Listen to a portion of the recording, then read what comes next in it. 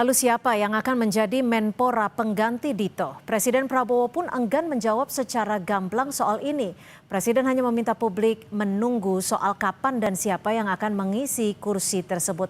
Kita akan bahas sore hari ini bersama dua narasumber. Sudah ada Pak Ridwan Hisam, politisi senior Partai Golkar yang hadir di studio, dan juga Mas Kunto Adiwibowo, analis komunikasi politik Unpad. Selamat petang. Mas Kunto, Pak Ridwan, terima kasih sudah bergabung bersama kami di Kompas Petang. Saya ke Pak Kunto terlebih dulu. Mas Kunto, ini kan lumayan lama ya, sejak 8 September 2025 lalu. Sebenarnya apa sih yang menjadi pertimbangan Presiden Prabowo? Kenapa nama-nama ini yang sudah mencuat belum juga diputuskan?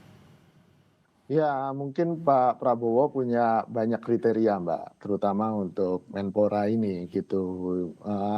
Kita kan nggak usah bilang nama ya, tapi kan saya yakin Pak Prabowo punya kriteria, dan beberapa kriterianya ya orang yang dipilih harus mampu untuk fokus dan bekerja sesuai dengan prioritas pembangunan nasional yang sudah ditetapkan oleh Pak Presiden. Dan di situ kan ada soal bersih dari judi online dan narkoba, lalu kemudian ada soal penguatan karakter dan kreativitas pemuda, dan juga yang penting adalah peningkatan prestasi olahraga Indonesia di tingkat internasional, dan ini terkait dengan memperkuat ekosistem industri olahraga. Jadi menurut saya ini di sisi pekerjaan ya. Lalu yang kedua kan Pak Prabowo juga menimbang pasti Menpora ini harus anak muda kan gitu kan.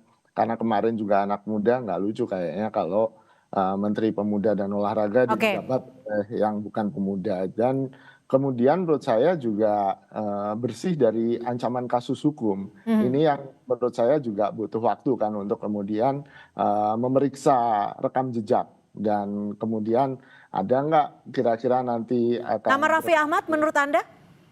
Ya, sekali lagi ya kita lihat aja apakah kriteria itu bisa masuk atau enggak ke Mas Raffi Ahmad gitu kan.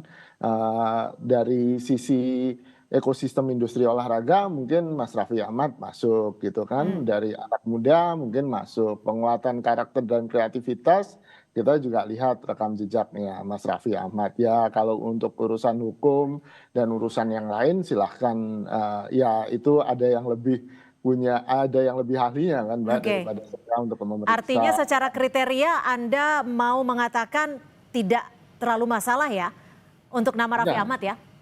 Nggak ada masalah semua untuk nama-nama yang muncul di media sampai hari ini, baik itu Raffi Ahmad, Taufik Hidayat maupun Moreno Suprapto gitu Mbak.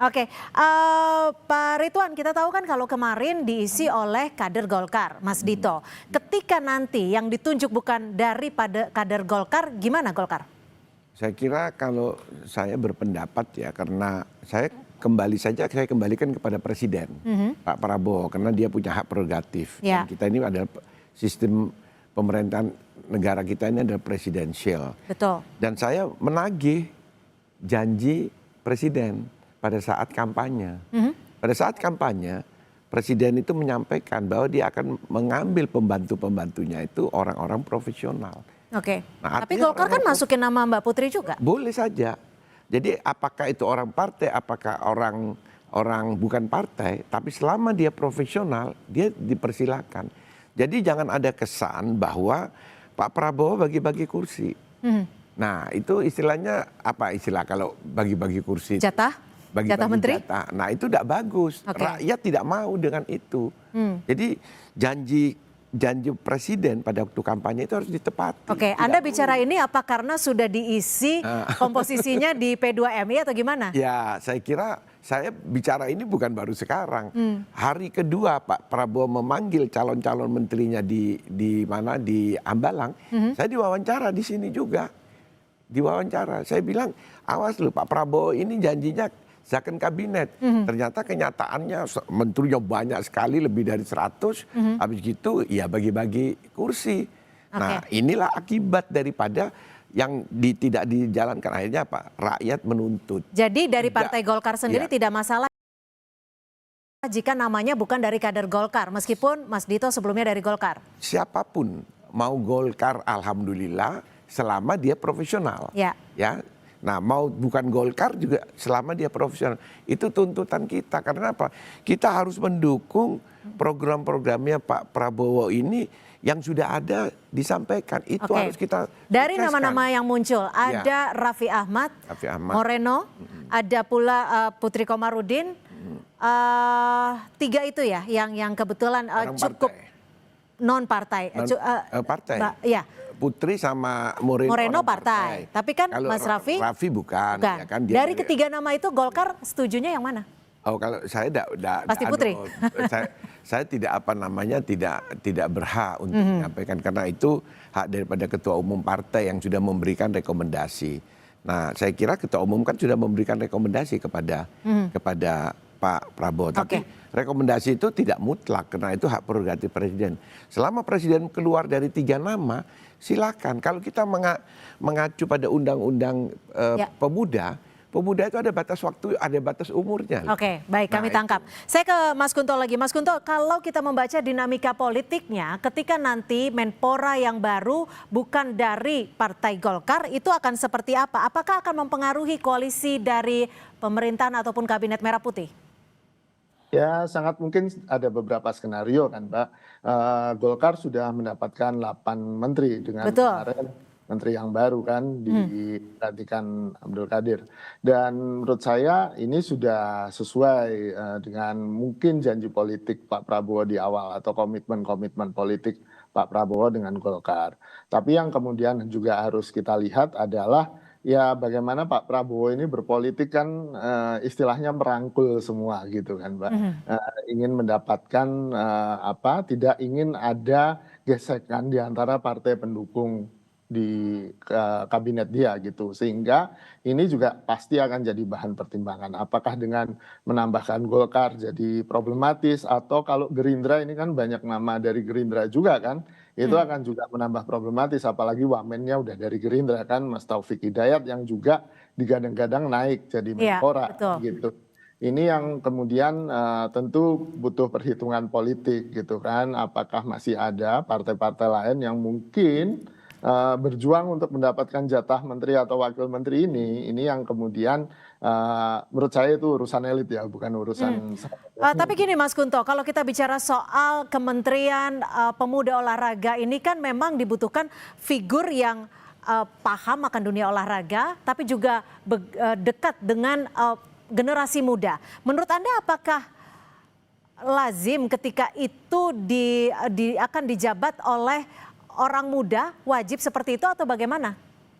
Ya, saya pikir kan selama ini sudah ada kultur yang baik, ada budaya politik yang baik bahwa di Kemenpora adalah dari anak muda, walaupun beberapa kali bukan anak muda juga kan, Mbak, gitu. Cuma menurut saya ini yang harus dipertahankan, paling tidak untuk berbicara dengan anak muda, untuk memahami anak muda. Sosok anak muda adalah sosok yang tepat di kursi kementerian ini. Kalau kita bicara soal nama Raffi Ahmad nih, Mas Kunto, menurut Anda konsekuensi positif dan konsekuensi negatifnya jika Raffi Ahmad dipilih seperti apa? Ya, konsekuensi positifnya dia adalah influencer besar, punya pengaruh besar di media sosial dan anak muda gitu kan, sehingga mungkin untuk mengkomunikasikan programnya, membuat anak muda untuk berpartisipasi dalam program-program pemerintahan di Kemenpora itu akan sangat mudah gitu. Tapi problem kemudian adalah ada banyak isu negatif di balik Raffi Ahmad kan, yang kemudian ini harus segera diklarifikasi oleh Raffi Ahmad, jangan sampai kebawa-bawa nanti ketika sudah menjabat Kemenpora, termasuk bagaimana mobilnya pernah tertangkap pakai istilahnya patwal yang kemudian mengganggu lalu lintas, itu kan bukti bahwa dia harus memperbaiki sikapnya dan punya komitmen untuk memperbaiki sikapnya itu. Dan di bidang olahraga kan Raffi Ahmad juga punya klub sepak bola, dan itu kan salah satu salah satu tugas dan fungsi Kemenpora itu memperkuat ekosistem industri olahraga. Gitu. Pak Ridwan, kalau dari Golkar sendiri ada tidak sih komunikasi yang sudah dilakukan oleh Partai Golkar dan juga Presiden Prabowo sendiri terkait kursi Menpora ini khususnya? Saya kira tidak spesifik ya. Terakhir kan setelah acara penyerahan penyerahan dari presiden kepada tokoh-tokoh ya. Nah, itu kan audiensi DPP Partai Golkar dengan Pak Prabowo. Saya kira di situ adalah apa namanya bisi-bisi politik pasti ada di situ bahwa akan ada reshuffle. Dan reshuffle ini kalau menurut kami dari Partai Golkar memang karena hak prerogatif presiden ini akan segera akan terjadi. Mungkin di dalam bulan ini akan terjadi, Oktober akan terjadi, mungkin tahun depan lagi akan terjadi. Karena memang pada saat awal di dalam merekrut calon-calon menteri atau menjadi menteri itu terlihat bahwa apa namanya prosesnya kurang seleksinya kurang matang. Sehingga terjadilah proses-proses ini. Karena kalau kita memperhatikan masyarakat itu sejak dilantik menteri-menteri tanggal 21 atau 22 Oktober itu kan terjadi koreksi-koreksi semuanya. Sampai pada waktu 100 hari sudah minta reshuffle. Kemarin akhirnya terjadi reshuffle, terjadilah kasus bermasalah kemarin itu, demo-demo. Kalau dari Partai Golkar sendiri kan memunculkan nama Putri Komarudin. Apa sih yang bisa dilakukan Mbak Putri sendiri kalau memang dipilih sebagai Menpora? Ya memang kalau di antara yang ada di DPR, Mbak Putri ini kan termasuk yang paling muda. Jadi hanya faktor kemudaan? Muda dan dia juga ada prestasinya kan. Dia kan anggota DPR periode yang lalu. Untuk soal olahraga? Saya kira kita tidak pernah lihat. Dia kan pernah jadi ketua PPI di mana di Australia segala itu. Ketua pemuda. Kayak di kita itu KNPI-nya lah organisasi. Nah makanya saya kembalikan lagi bahwa Golkar pun boleh saja merekomendasi tidak yang ada di parlemen. Malah saya berkecenderungan sudahlah yang duduk di parlemen itu biarkanlah menjadi anggota DPR. Karena prosesnya kan dia proses panjang. Yang tidak di DPR itulah yang diberi. Tapi dari Partai Golkar sendiri ketika nanti penggantinya Mas Dito bukan dari Golkar, apakah akan meminta kompensasi lain? Mungkin bukan di kursi menteri tapi di tempat lain? Enggak lah, kayak gitu. Saya sebagai senior Partai Golkar tidak setuju dengan konsep-konsep seperti jual beli seperti karena ini politik untuk kepentingan masyarakat. Golkar itu punya konsep, Mbak. Di dalam menuju Indonesia Emas 2045 kita sudah punya loh itu. Itu pada saat Pak Abu Rizal Bakri ketua umum kita sudah bikin itu kita keliling ke perguruan-perguruan tinggi se-Indonesia itu untuk merealisasi. Kayak zaman dulu Orde Baru itu ada namanya GBHN. Kita sudah punya menuju Indonesia Emas 2045, kita punya konsepnya. Nah itu sudah dibuat oleh Pak Abu Rizal Bakri. Nah itu saya minta pengurus Partai Golkar sekarang itu harus mengacu pada itu.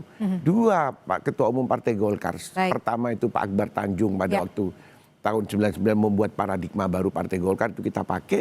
Terus pada waktu kepemimpinan Pak Abu Rizal Bakri membuat Indonesia Emas 2045. Jadi artinya Golkar tidak masalah siapapun yang dipilih oleh Presiden Prabowo untuk menggantikan Mas Dito sebagai Menpora itu adalah hak prerogatif Presiden. Terima kasih Pak Ridwan Hizam, politisi senior Partai Golkar sudah berbagi perspektif di Kompas Petang sore hari ini dan juga Mas Kunto, terima kasih sudah berbagi perspektif di Kompas Petang. Selamat sore Mas Kunto.